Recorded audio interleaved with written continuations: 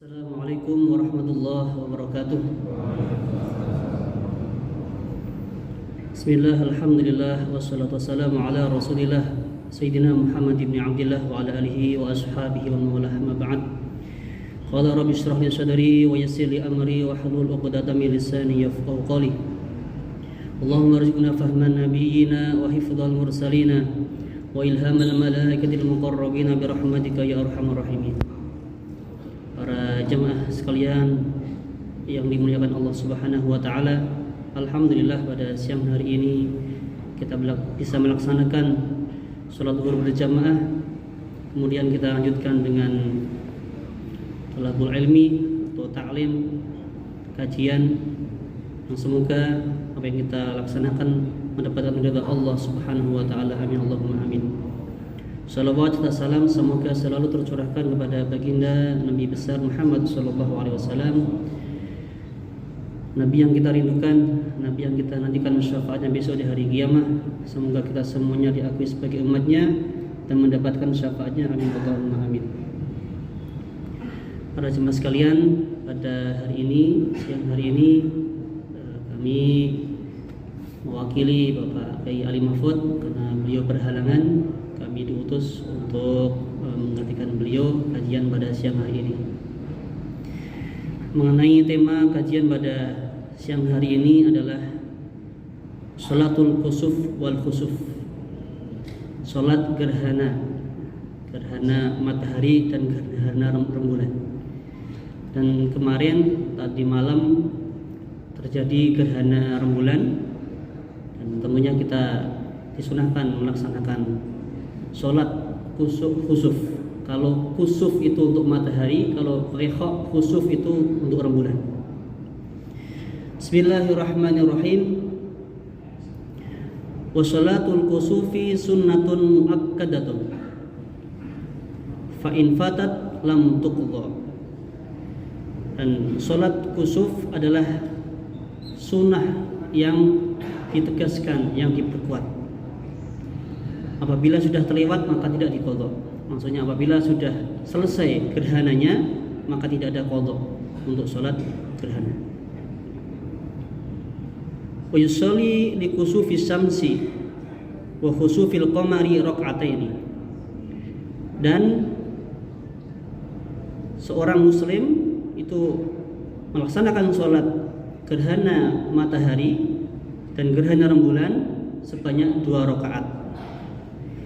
Fi kulli rak'atin qiyamani yutilul qira'ah fihima.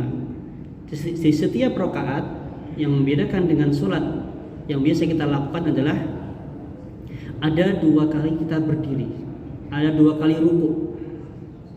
Maka ruku, bangun, baca Fatihah, surat, ruku lagi, i'tidal, baru sujud.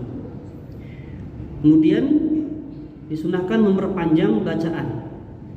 Kalau sunnahnya disunahkan baca surah Al-Baqarah rakaat pertama, rakaat kedua Ali Imran.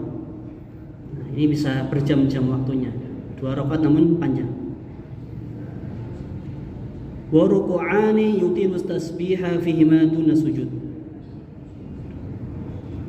Ya, ada 2 rukuk di dalamnya dan memperpanjang membaca tasbih. Ketika rukuk itu disunahkan membaca tasbih yang panjang. Kira-kira rakaat pertama, rukuk yang pertama 100 ayat Al-Baqarah. Panjang sekali. Duna sujud. Kalau di dalam kitab ini takrib itu kalau sujud tidak disunahkan panjang. Namun menurut ulama yang lain dalam mazhab Syafi'iyah juga tetap disunahkan memperpanjang sujudnya.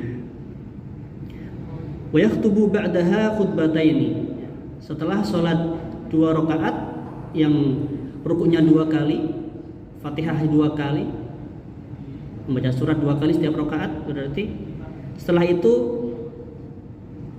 khotib berkhutbah seperti khutbah Jumat, khutbah 2 kali, khutbah pertama dan khutbah kedua.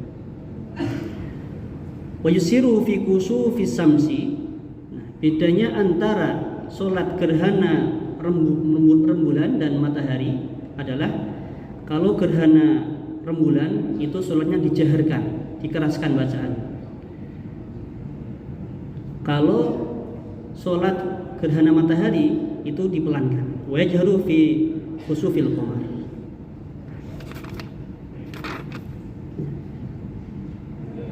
Sholat gerhana sendiri itu disyariatkan pada tahun 2 Hijriah,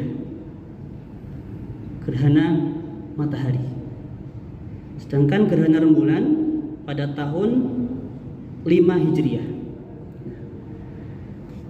Peristiwa gerhana itu bertepatan dengan meninggalnya putra Rasulullah Shallallahu Alaihi Wasallam yang bernama Ibrahim. Beliau sangat sedih, putranya masih kecil meninggal, dan bertepatan dengan hari itu terjadi gerhana matahari. Dan para sahabat mengatakan matahari saja ikut bersedih karena meninggalnya putra Rasulullah. Namun Rasulullah Shallallahu Alaihi Wasallam beliau bersabda, Inna syamsa wal qamara la yankasifani li mauti ahadin wala li hayati. Sesungguhnya matahari dan rembulan itu tidak terjadi gerhana karena kematian seseorang atau kehidupan seseorang. Fa idza ra'aitum dzalika fasallu wad'ullaha ta'ala. Maka ketika kalian melihat ada gerhana, mengetahui ada gerhana, fasallu, maka salatlah, wad'ullaha, dan doa kepada Allah Subhanahu wa ta'ala. Jadi itu gerhana awalnya pada tahun 2 Hijriah, bertepatan dengan meninggalnya putra Rasulullah Shallallahu Alaihi Wasallam yang tadi dikira sedih karena meninggalnya putra beliau, tapi beliau meluruskan pemahaman bahwasanya matahari, rembulan terjadi gerhana itu bukan karena matinya seorang atau kehidupan seseorang.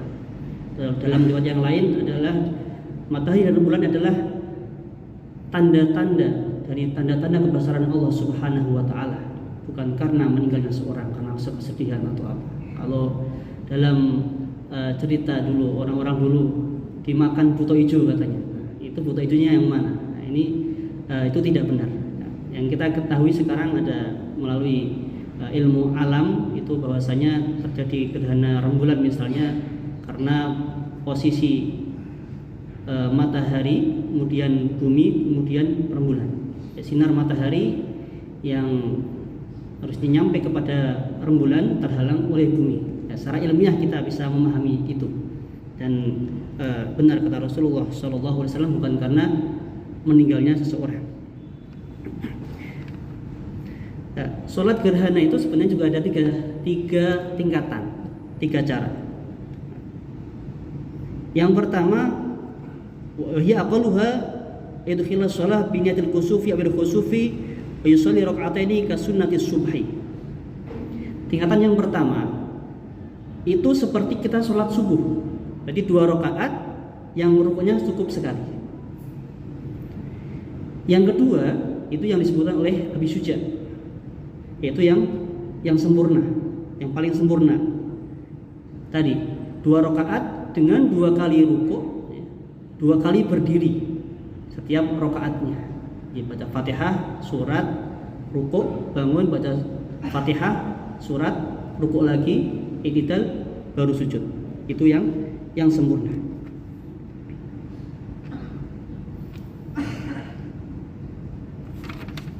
Kemudian tata cara yang ketiga, wahya ibaratun an sholatin rak'ataini fi kulli rak'ah ruku'ani wa sujudani illa annahu yaqra'u fi kulli qiyamin suratan qasirah.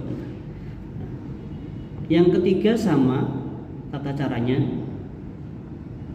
rukuk 2 kali, baca Fatihah 2 kali, surat 2 kali, namun suratnya pendek. Nah, ini yang biasa kita pakai.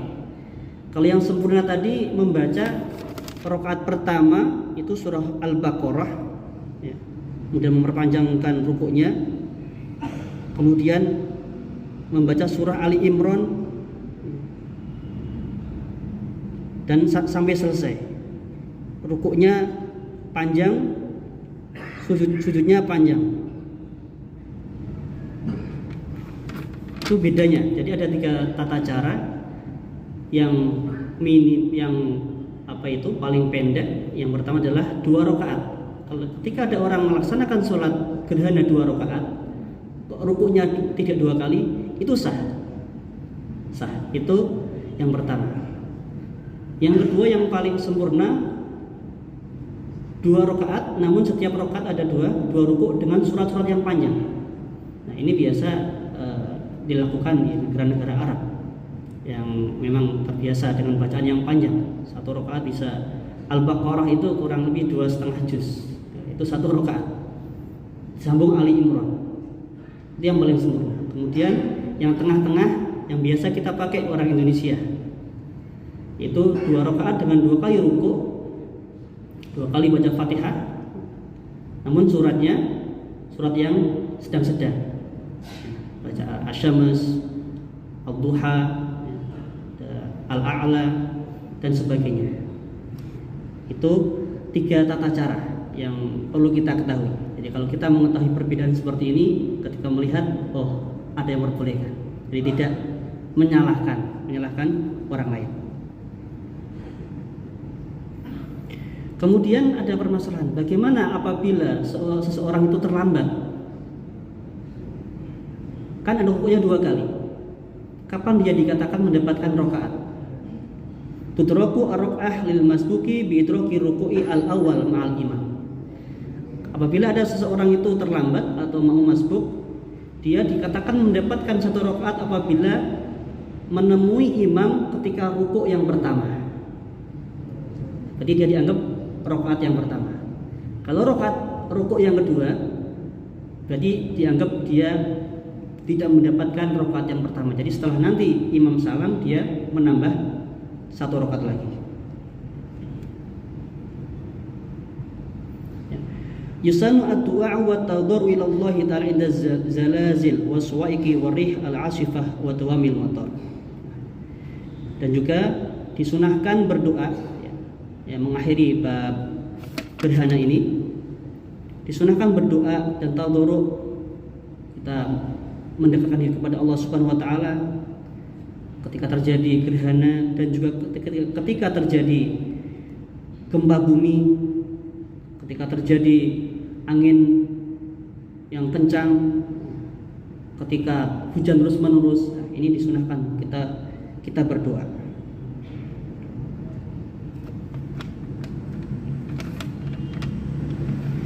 Nah, kemarin ada permasalahan yang beredar di medsos, masalah gerhana. Bagaimana di tempat yang tidak terlihat nampak kasat mata gerhana rembulannya? Jadi saya mendapatkan kabar di grup WA itu, benar atau tidak, ada sebagian masjid membatalkan sholat gerhana, tidak jadi sholat gerhana karena di daerah tersebut tidak kelihatan. Padahal secara yakin kita mengetahui pengumuman dari BMKG, dari ormas-ormas Islam, PPNU atau Muhammadiyah, dari Departemen Kementerian Agama, itu menyatakan bahwasanya jadwal gerhana itu sudah jelas dari jam 15 berapa sampai puncaknya jam 17.40 berapa, kemudian terakhir itu jam 9:04 kurang lebih. Nah, itu kan sudah jelas. Seandainya kita di daerah kita tidak melihat pun, ada daerah dekat kita bisa terlihat. Dan satu Indonesia ini ya dianggap sebagai satu matlak, satu tempat munculnya matahari atau rembulan. Jadi yang daerah mana yang terlihat itu bisa dijadikan sebagai hukum. Seperti ketika kita mau Idul Fitri, Idul Adha, ketika ada sebuah daerah ternyata nampak hilal, itu bisa dijadikan sebagai dasar menyatakan besok Lebaran. Jadi tidak harus semuanya terlihat.